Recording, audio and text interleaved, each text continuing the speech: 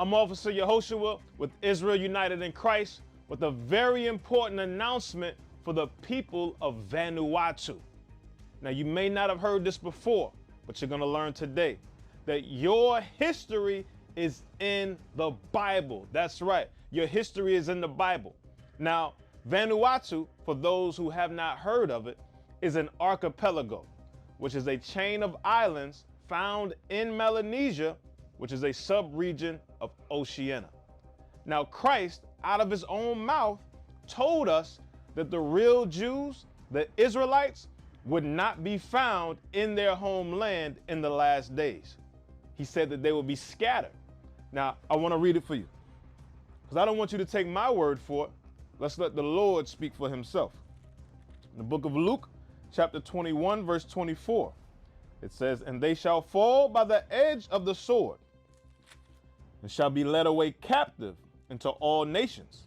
And Jerusalem shall be trodden down of the Gentiles until the times of the Gentiles be fulfilled."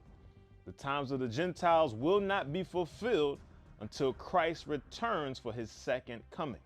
So then you may ask yourself, well, if they're not in Jerusalem, where are they? The Bible answers that question as well in the book of Isaiah, chapter 11, verse 11. Let's read that as well. Book of Isaiah, chapter 11, verse 11.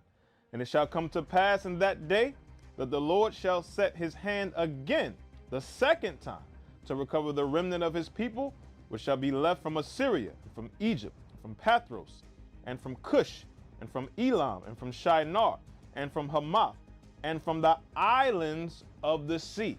That's right, the Israelites will be scattered to the islands of the sea. Now, no matter where they're scattered to the four corners of the earth, the Bible tells us they would suffer the exact same things: colonization, slavery, and oppression. But again, don't take my word for it. Let's let the Bible speak for itself. In the book of Deuteronomy, chapter 28, verse 33, it says, "The fruit of thy land and all thy labors shall a nation which thou knowest not eat up, and thou shalt be only oppressed and crushed always." Now, the name Vanuatu means our land forever.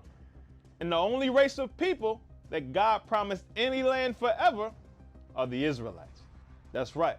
So let's go to the Encyclopedia Britannica and learn a little bit more about Vanuatu.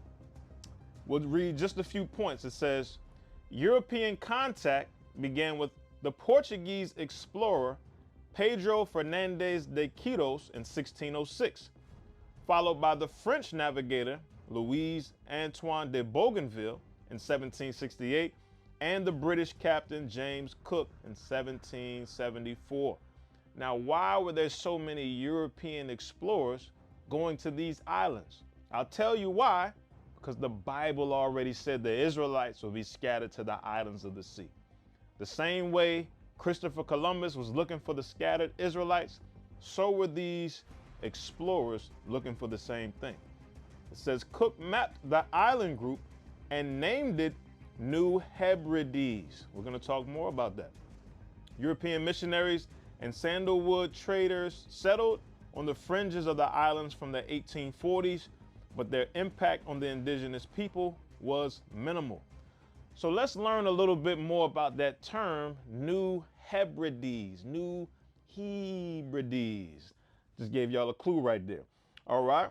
Now, when we go to another article in the Daily Post, it says, some religious historians or scholars reaffirm that some of the descendants of Zerah or Zara, plus others like descendants of Zebulon, one of Jacob's sons, who were seafarers, continued their fortune northward. So when it says northward, now it's talking about north of Jerusalem.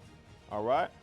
And founded the group of islands which they named Hebrides whilst to Scotland, meaning close to Scotland while they were in Scotland. The name Hebrides originates from the name Hebrew, which they claim to be another Hebrew land. There was an early Hebrew inscription having been discovered on one of those Hebrides islands.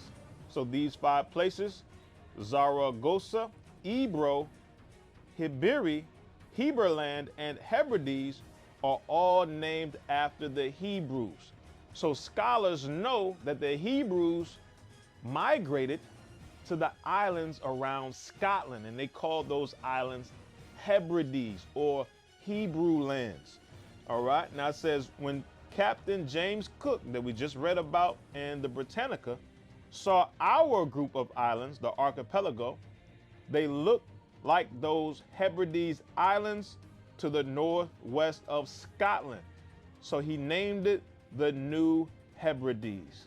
This is very significant, which means that we are also the new Hebrew land. So what did we just learn? We learned that the European explorers found a group of islands that reminded them of the Hebrew islands to the northwest of Scotland. And not only did the islands look similar, but guess what? The people look similar too. All right? Now, one of those islands in that archipelago is named Pentecost.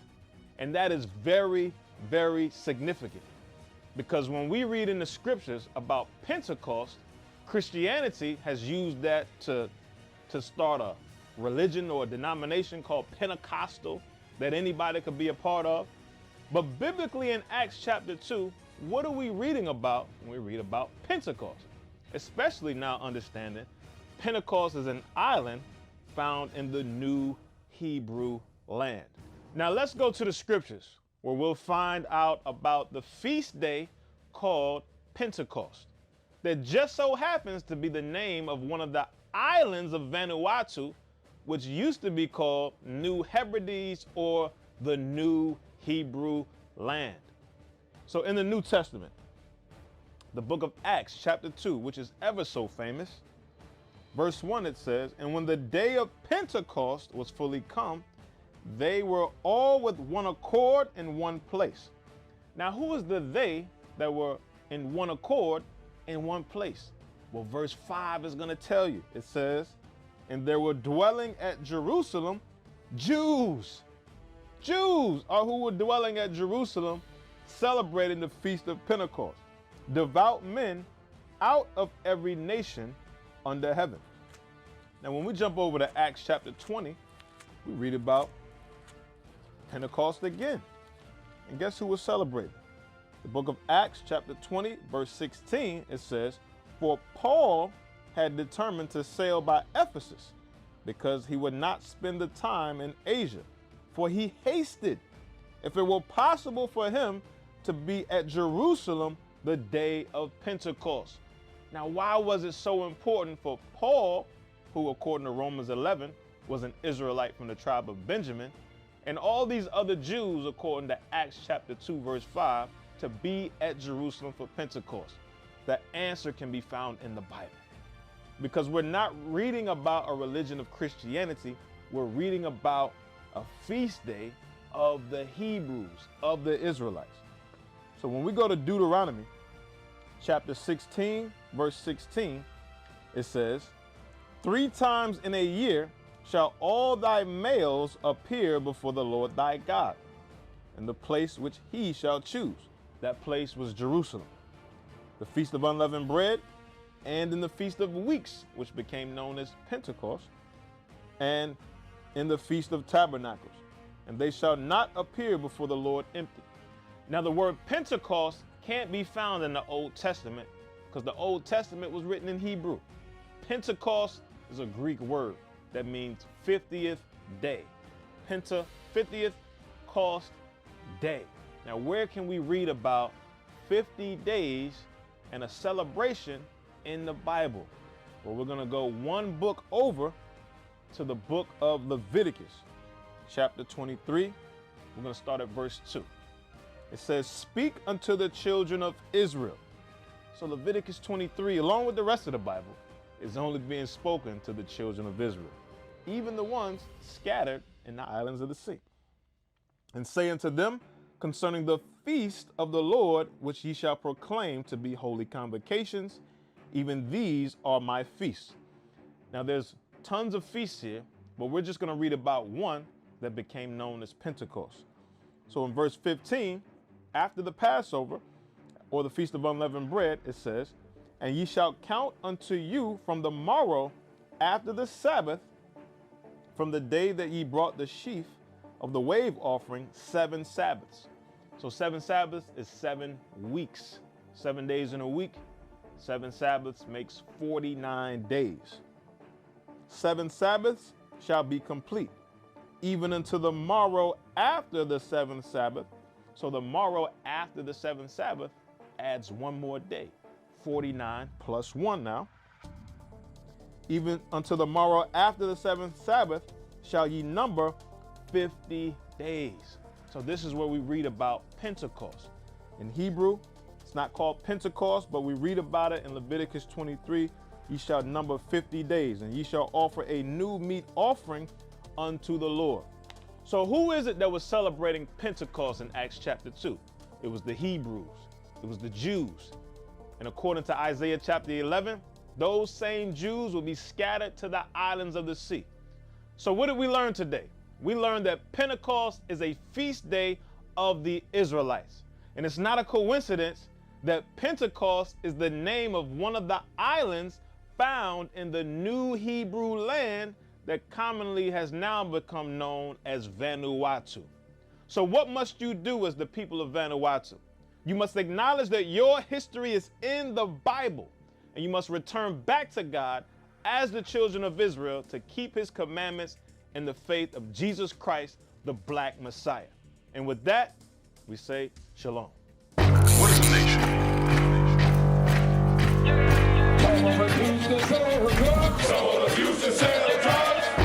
Nation is men leading by example.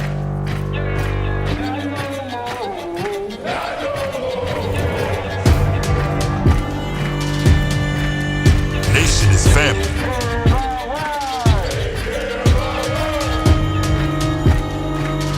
Nation is community. Nation is children with role models.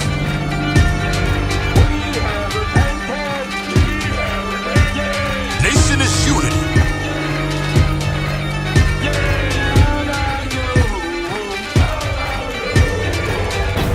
Nation is you. And finally, my brethren, be strong in the Lord